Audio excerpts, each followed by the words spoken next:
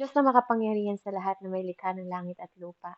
Patuloy po ako, Lord, nagpapalinis, nagpapakumbaba sa iyo, Ama, at patuloy kong inaanyayahan, Panginoon, ang banal na Espiritu. Inaamin ko, O Diyos, na kung sa aking karunungan lang, Panginoon, wala po akong kayang ipahayag, Ama. Ngunit hinihingi ko, Panginoon, ang karunungan na nagmumula sa iyo, as you said in your word, Panginoon. Hingin namin sa iyo ang wisdom, Panginoon, at ikaw po ay generous na magkakaloob sa amin. Kaya, Panginoon, tinatanggap ko po, Ama, ang gagawin mo ngayong araw na 'to, Panginoon Lord, at ikaw po ang aking inaasahan, Ama. Ikaw po ang magliwanag, ikaw po ang mag-glorify, ikaw po ang makita sa buhay ko, Panginoon. At hayaan mo, Ama, na ang bawat aral na mapupulot namin, Panginoon, sa oras na 'to, Panginoon, ay baunin po ng bawat isa, Panginoon, sa aming mga buhay at pangkasalukuyang buhay, Panginoon, na malakaran namin, Panginoon, ang bawat prinsipyo, Panginoon Lord, kung paanong mamuhay, Panginoon, ng ayon sa iyong kalooban, Panginoon, sa pagsunod namin sa iyo, Ama, sa iyong lahat, Panginoon, ng mga utos, Panginoon, dahil kung tunay nga po kaming nagmamahal sa iyo, Ama, ito po ay makikita sa isip, sa salita at sa gawa. Kaya purihin ka, dakilang Diyos. Salamat po sa araw na to, sa pribilehiyo na muli kang mapaglingkuran, Panginoon, ng isang katulad ko, O Diyos. Salamat po, Panginoon. Purihin at dakilain ka, Ama, sa kapangyarihan at pangalan ng iyong anak na si Yesu Kristo. Sa ngalan ng Diyos, Ama, Anak, at Espiritu Santo. Amen. Amen. Praise God. So, makikita niyo po dito sa verse 1. Makikita niyo dito, um, sabi niya, now there was a famine in the day of David for 3 years. Sila ay naghihirap sa loob ng 3 taon. At year after year. Alam niyo po sabi dito, sa loob ng 3 taon, doon pa lang ulit naalala ni David. Amen? Nai-inquire ang Lord. Na po? After 3 years, di ba? After 3 years, saka naalala ulit ni David. No? Nagdadaan na sila sa mga paghihirap, nagdadaan sila sa mga taggutom, nagdadaan sila sa mga, hindi niya ini-inquire ang Lord. Dumating pala sa point ni David na hindi siya nag-i-inquire sa Panginoon. Sabi kasi ng kasulatan pag mahal mo daw ang Diyos, sa isip, sa salita at sa gawa, nakikita yon. Ikaw ba, pag di ka kinausap ng asawa mo sa loob ng isang buwan or isang linggo, di ba galit ka? Di ba po? Di ba baka nagtatampo ka na? Pero kung babasahin niyo po ito sa loob ng 3 taon, halos hindi niya na-consulta yung Lord. Dumating pala yun sa point ni David. Kaya, and then after that, tsaka lang siya nag-inquire kay Lord. No? Saka po, kasi ang linaw po dito sabi niya dito, and David inquired to the Lord. So, ibig sabihin, sa loob ng bawat taon na yun, hindi siya nag-i-inquire. Pero alam niyo po, ang kabutihan sa Diyos natin, no? Sumasagot siya. Sa loob ng 3 taon na hindi kinausap ni David ang Panginoon, tinugon siya ng Diyos. And the Lord answered. Diba? Baka pag kayo, hindi nyo kinausap yung asawa nyo, yung mga kaibigan nyo. Amen? Baka hindi nyo na sila sagutin. Ngayon ka lang nakaalala? Kung kailan ganito, ganyan. O, diba? Naalala mo lang ako pag ganito, ganito. Diba? That is the nature of people. Pero yung Diyos na kilala ko, at Diyos na dapat nating makilala, ito siya. Na kahit sa tagal ng panahon, tumutugon po ang Diyos. Kaya huwag mong sasabihin na makasalanan kasi ako, hindi ako ina-answer ni Lord. Kasi nagkulang ako sa Panginoon, hindi niya ako i-answer. Hindi po. Yung opinion mo sa sarili mo, hindi yan ang magde-determine kung sino ang Diyos. Kaya kung sino man sa atin yung laging tuwing nagkakasala ka, lumalayo ka sa Panginoon, nagkakamali ka. Kasi even in your shortcoming, even sa mga kasalanan mo pa noon, even hindi ka pa lumalapit sa Diyos, mahal ka na niya. Amen? Mahal ka na niya. Kaya even 3 years nagkulang si David sa kanya ng pagtawag. No? Dahil akala niya normal lang yung nangyayari, kasama yun sa parusa niya, di ba? Kasama yun sa dapat niyang pagdaanan. No po? Dahil sa mga chronic na problema, no? Hindi siya nagkaroon ng concern. No po? After nun, andun pa rin yung spiritual cause, di ba? Akala niya yun pa rin ang parusa ng Panginoon sa kanya. No, then after that, nag-inquire siya sa Panginoon. Na po? Kaya sinabi sa kanya yung reason ng problema kung bakit. kung bakit sila nagkakaganon. Na po? At ang sabi po ng Panginoon sa kanya, sinagot siya, na sabi niya, hindi pala yon dahil sa iniisip ni David na consequence ng mga ginawa niya. No po? Hindi pala yun yung dahilan. No? Kahit na sa tagal na hindi siya nagtatanong sa Panginoon dahil akala niya ordinaryo lang yung mga nangyayari sa buhay nila. No po? Sinabi sa kanya, it is because of Saul.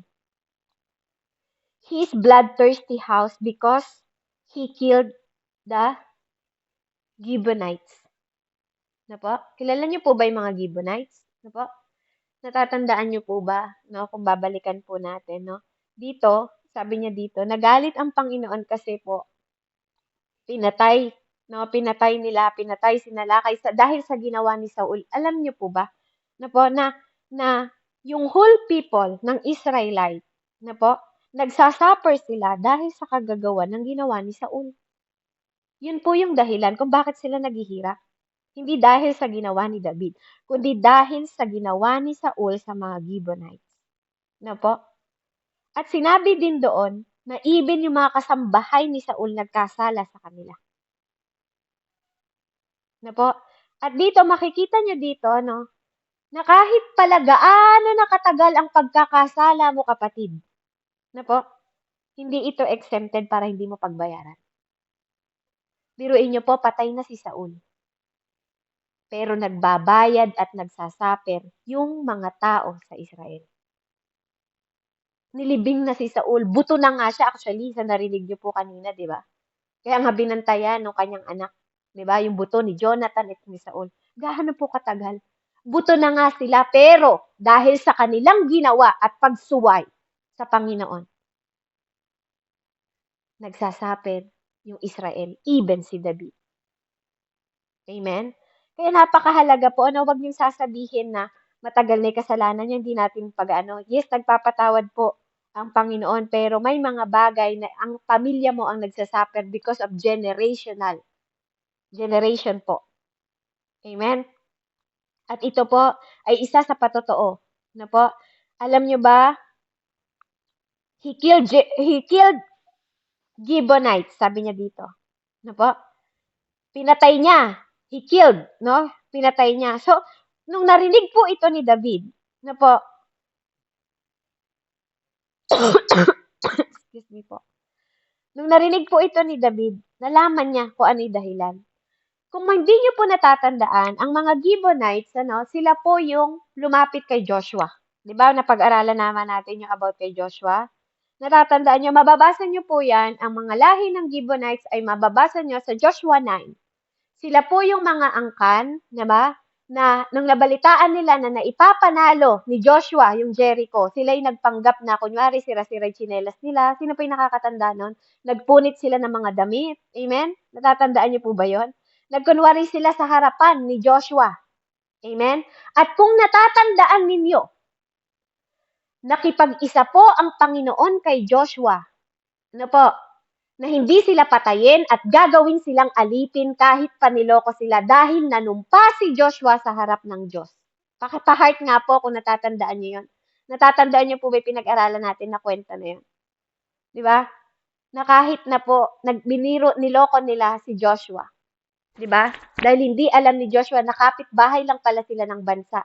Winarak-warak nila yung kanilang sinaris. Kunyari, luma na, pinunit-punit nila dahil sa to, sobrang tagal nilang naglakbay. Amen? Kung di nyo po natatandaan, mababasa nyo po yan sa Joshua 9. Na po, nandun po yung kwento ng Joshua 9. Makikita nyo po doon yung kwento ng about doon. At alam nyo po na may covenant doon ang Diyos. Dahil nakipag-isa ka siya kay Joshua. Hindi niya pwedeng suwayin yung kanyang pangako kay Joshua at sa mga Gibeonite. No? Na magiging alipin sila na habang panahon.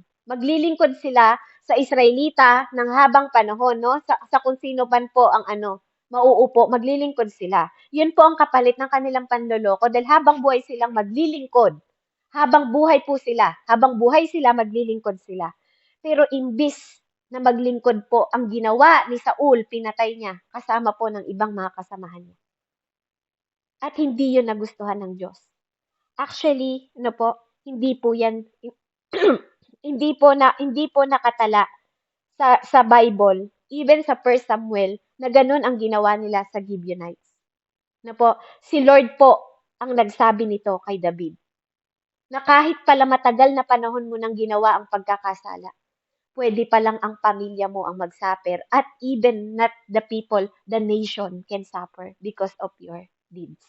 Dahil sa work na ginawa mo. At dito makikita ninyo, na ang Panginoon po, kapag nakipag-isa siya sa isang, sabi nga kung anong tinalian mo sa lupa, tatalian sa langit. Yung covenant na ginawa ni Joshua sa Gibeonites, po, between sa pangalan ng Panginoon, ino-honor po ng Diyos yun. Kaya lagi niyong tatandaan, ang prinsipyo ng Panginoon ay hindi katulad ng prinsipyo ng tao. Pwede kang sumuway sa pangako mo, pero hindi ang pangako sa Diyos. Tuwing ikaw ay nangangako sa Diyos, alam mo ba, kapatid, kahit nagbibiro ka, tuwing ikaw ay nangangako sa Diyos, ina-expect ni Lord na ikikip mo yung promises mo. God expect the nation to keep their promises too. Even you, ikaw din. No? God not excuse, hindi niya ina-excuse yung mga obligation to keep our promises because of the passage of time.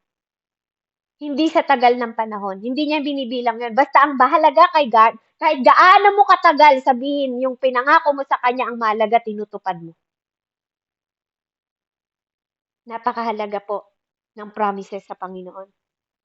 It's covenant. Covenant po sa Kanya yun. God correction may come a long time after the offense. Kahit gaano nakatagal yun, buto na po si Saul, pero dinadanas nila ang offense at consequence ng ginawa nila. Kaya kung ikaw, kapatid, may natatandaan kang pinangako mo sa Panginoon, hindi nagbibiro yung Diyos sa'yo. Kasi hindi ka naman niya tinutukan ng baril nung nangako ka sa Kanya. Kaya balikan mo yung mga pangako mo sa Panginoon dahil hindi niya yun nakakalimutan. At kahit na makalimutan mo yun, iko-correct niya yun. Sisingilin ka ng Diyos. Yes, mahabagin po ang Diyos. Pero bakit hindi ka umasa na lang sa habag niya at grace niya at kagandahang loob? Kailangan mo pa bang mangako? Diba? Kaya bago po tayo magsalita, wag po tayong mangangako. Lalo na po, sabi nga sa langit at lupa, between sa God at ikaw. Kahit ikaw at God, testigo po ang Diyos. Kaya dito, makikita po natin dito, kung ang Panginoon po, is my high expectation siya. Amen? Kung may high expectation po siya sa man to keep their covenants between man and God. Amen? So we have a great confidence dapat din that God will keep His covenant with us. Amen? Kasi in-honor po ni God yung covenant niya between Joshua and sa Gibeonite. Amen? Kaya ikaw din, kung ikaw din, alam mo na nangako ka sa Panginoon, amen? Nangako ka sa Diyos, dapat po tinutupad din niyo yun. At dapat naniniwala ka din na kapag ang Diyos nagsalita at ine-expect ni God na tutupad ka, i-expect mo that is His character. Tumutupad siya. Dapat may great confidence ka na ang Diyos po ay tumutupad sa kanyang pangako. Amen? Katulad ng pangako niya, di ba, yung rainbow, covenant niya yun. Amen? So, glory to God for that. Kaya, tandaan po natin, kahit matagal na. Then, ano pong nangyari? Then, David speak to the Gibeonite. Kinausap niya yung mga angkan ng Gibeonite, anong pwede kong gawin? Di ba? Hindi ko na po babasahin, kasi medyo po masakit din ang lalamunan ko. Pero glory to God po, nabasa naman po ni Ma'am Annalyn kanina yung kwento. Nakita niyo po, lumapit siya sa mga Gibeonite, hindi bilang hari, kundi bilang servant nila. Amen? Hindi siya nagmalaki. Hindi siya dahil nalaman niya yung pinakaugat at bunga ng ginawa po. Ng ginawa po ni Saul at ng kanyang angkan doon sa mga Gibeonite. Lumapit si David ng may pagpapakumbaba. Paano ko kayo masusuklian? Ano yung pwede kong gawin sa inyo? Amen? Di ba? Kaya may hiningi sila.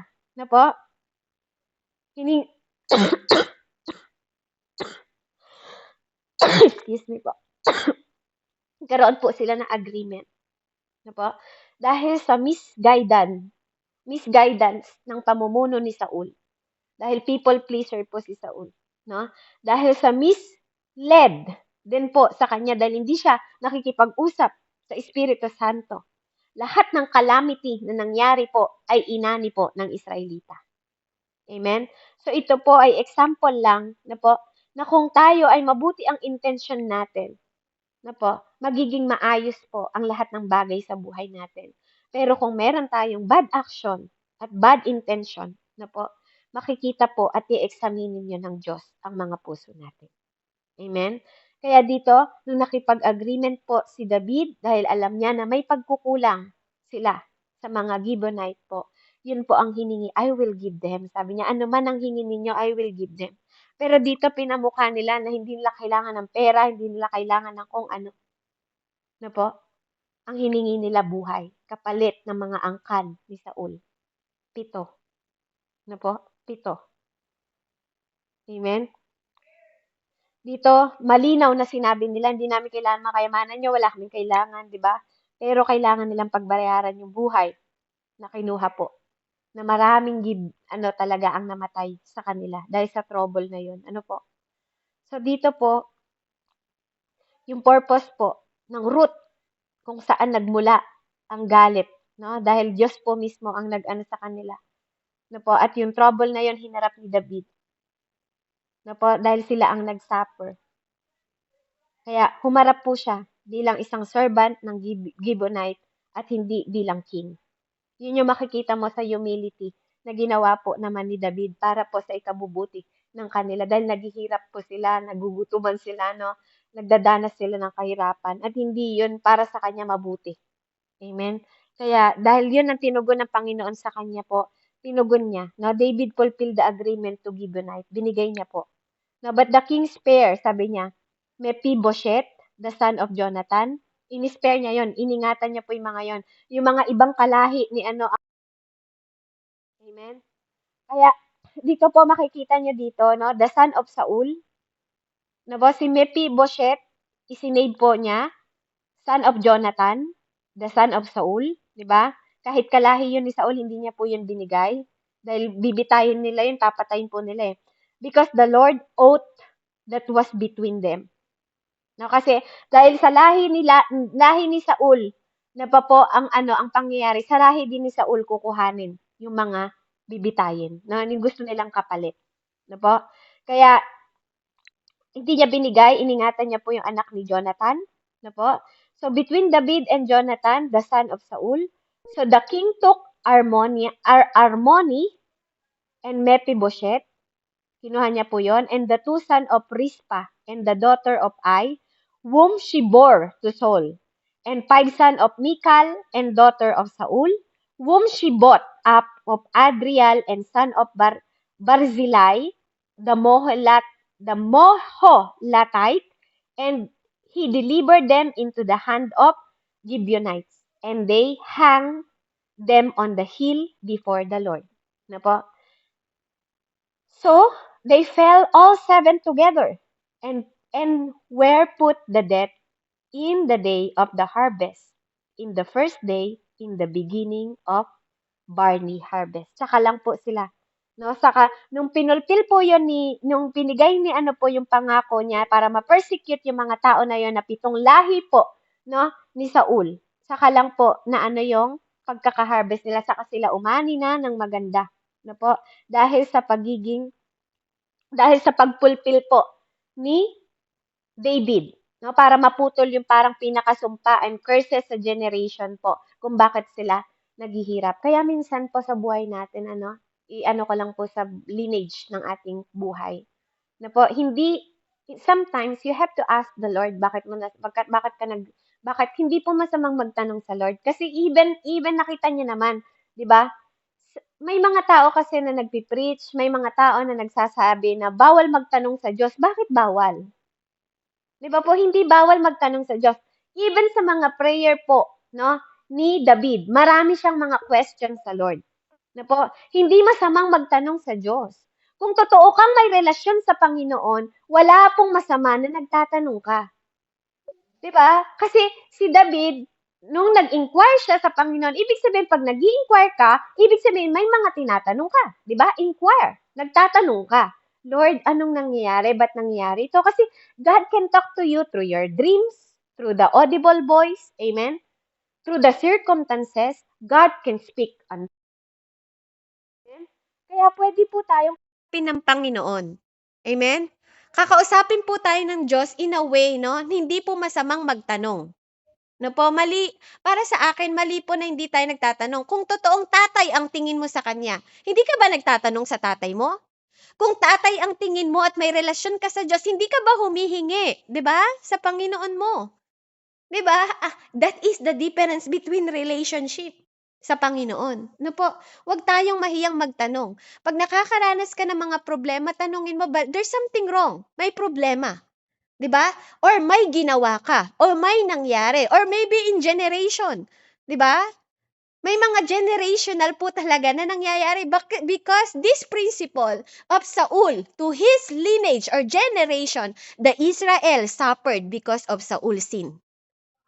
Patay na po si Saul pero nagsasuffer pa rin sila. Do you think God changed? Do you think God changed? Because kung sinasabi mong God changed, nagkakamali ka because God is the same yesterday, today, and forever. Yan ang prinsipyo ng Diyos. No po?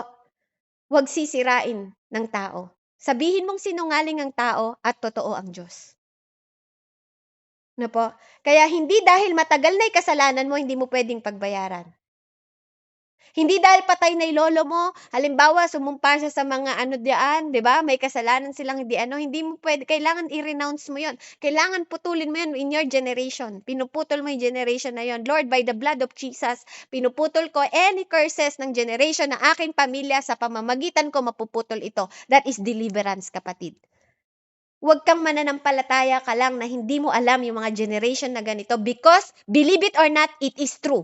Maraming mananampalataya ang hindi nila alam na merong mga pinangako yung kanilang mga ninuno po sa mga espiritong hindi espiritu ng Diyos.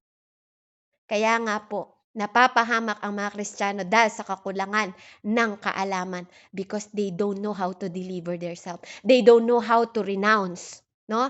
Yung mga kulam-kulam na yan, they don't know how to use the power of God, how to use the blood of Jesus. Akala niyo po ba wala? No po? Kaya nga, kailangan nire-renounce yan, kailangan dinideliver po yan. Huwag kang mananampalataya na okay ka na. 'Di ba? Na may salvation ka, yun lang ang alam mo. Dahil hindi ka nakikipaglaban sa mundong ito. Sa flesh by flesh, it is by spirit. Amen? So, be known, no? Kasi there's a lot that you don't know, no? Na kailangan mo siyasatin at saliksikin. Amen? So, makikita natin dito, after that, nahinang na po sila, no? Si Rispa, nag-vigil po siya, no po? Si Rispa is daughter po ni Aya, took sackcloth and spread in herself on the rock from the beginning of harvest until the rainpour of the heaven. And she did not allow the bird, di niya pinayagan po yung mga ibon, yung mga langaw na dapuan po, no? Sa field, sabi niya, yung beast, yung mga langaw sa field by night. And David was told to Rispa, and the daughter of Aya, to concubine of Saul had done. No, lahat daw ng ginawa ni Saul po ay tapos na. And they went to took the bone of Saul and bones in Jonathan. No po, kasi inano nila to kinapture nila yung buto po, ano? And then, naidala po nila yon. Sabi niya dito, from the men of Jabez, Gilead, who had stolen from the street of Bethshan, where the Philistines hung them up. After the Philistine had struck down Saul to Gibeon, to Gilboa, so he brought up the bones of Saul and bones of Jonathan, his son, from there, and they gathered the bones of those who had been hanged.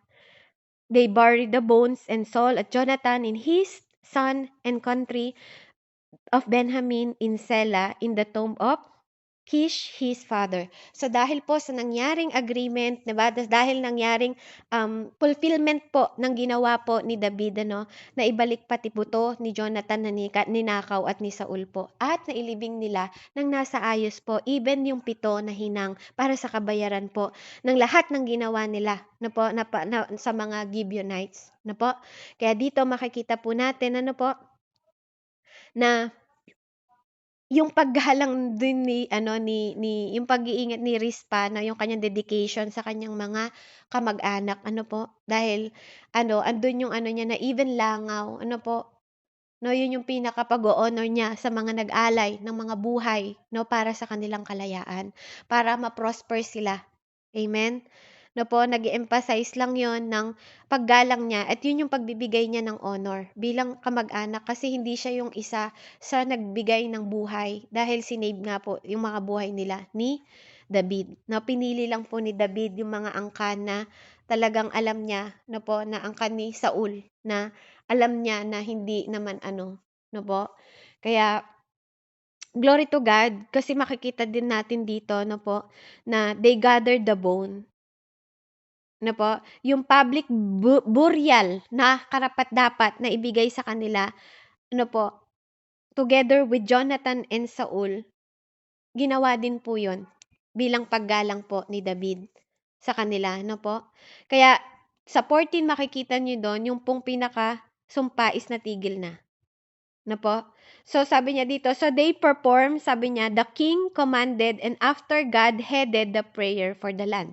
'Di ba sabi nga ng Panginoon sa Chronicle po kung ang aking bansa ay magpapakumbaba for the sake of my name, 'di ba? Didinggin ko sila.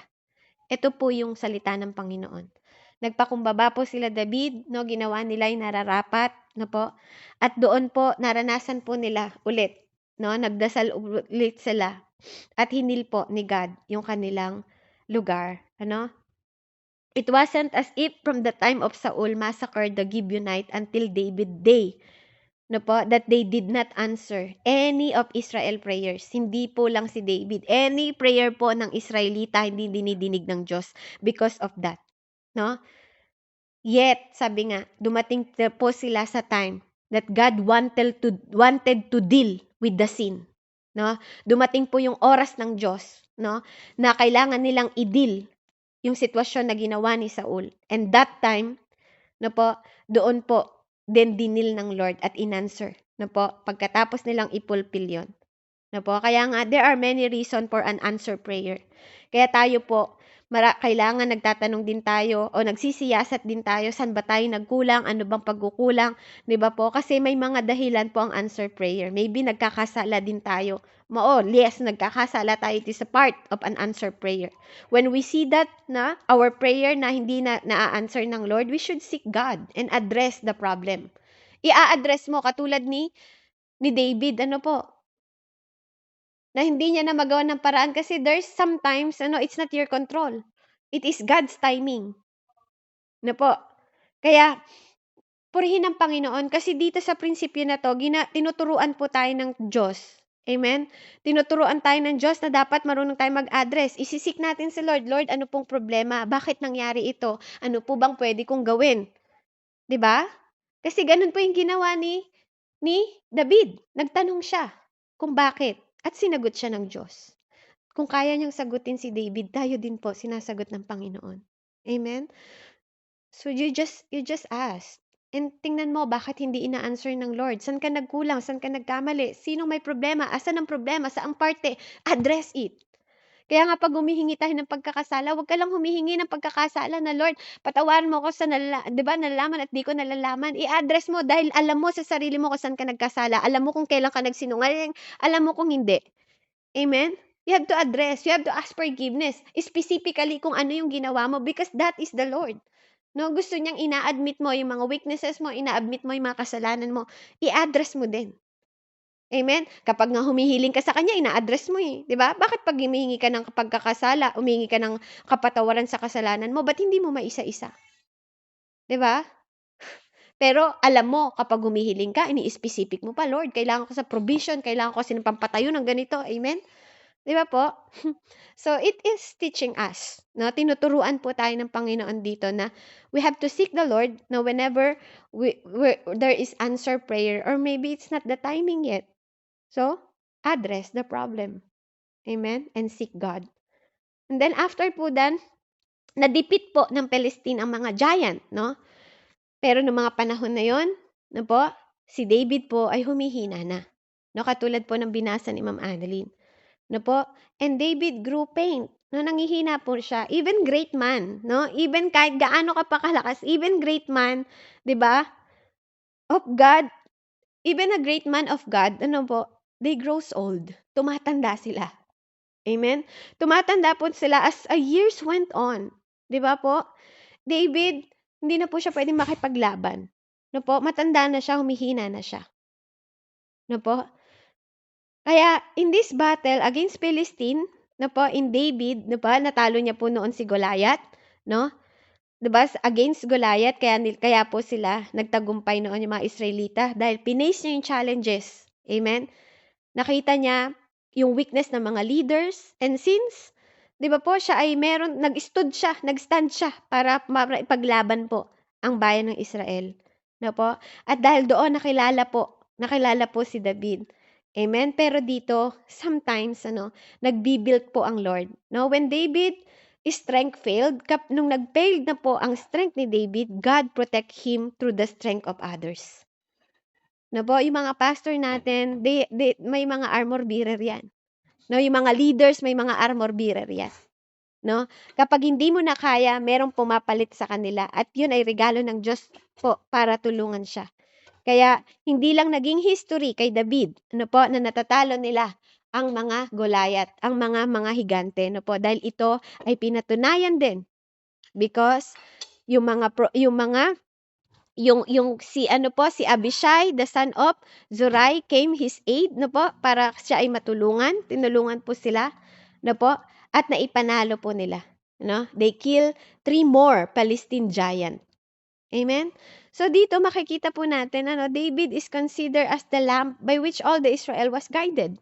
No po, naging ilaw si David dahil history niya yon na naging matapang siya na leader, naging lumaban po siya para sa ikaliligtas ng nation niya. No, even in his darkest, kahit maliit lang siya noon, no po, hindi po pinabayaan ni David. Amen? Kahit malaki nasa harapan niya at ganun yung nakitang example sa kanya bilang leader, kaya yun din po ang ginagawa nila bilang pagrespeto sa ipinaglaban ni David para sa nation nila. No po? We are body of the Christ, sabi nga. No po? Hindi tayo pababayaan ng Diyos at pinreserve niya yon. No po? Yung honor na ginawa ni David, yung kanyang perseverance, yung kanyang pagiging matapang, nasaksihan yon ng lahat. At ganun din po ang ginawa nila. Po? At dahil doon, no po, napatay nila yung 3. Amen? Napatay po ni si Beskay, ni Elhakahan at Jonathan. No po, sila po ang nag-accomplish ng heroic deeds na ginawa ni David. No po, was finished to fighting the giant. No po? Kaya nga God, sabi nga po, will continue to raise up the leader when the leader of the previous generation was passed from the scene. Kapag nangihina na ang isang leader, na po, nagre-raise si Lord ng susunod. Amen? Kaya nga, nakikita natin doon na yung legacy po, no po, ni David, no po, at na accomplishment niya, no, people also prepared by victory. No po, dahil sa tulong ng Panginoon at binilt niya yung 3 ito na tumulong sa kanya, naranasan pa rin ni David ang triumphs, yung pagkatagumpay po. Na napaka-meaningful po yon, not only to himself, but for the other who learned victory through his teaching and example. Dahil sa magandang halimbawa ni David bilang isang leader. No po, ang kanyang nasasakupan, minanan nila yung lakas ng loob ng gano'n ng kanilang leader at pagtitiwala sa Diyos. Amen?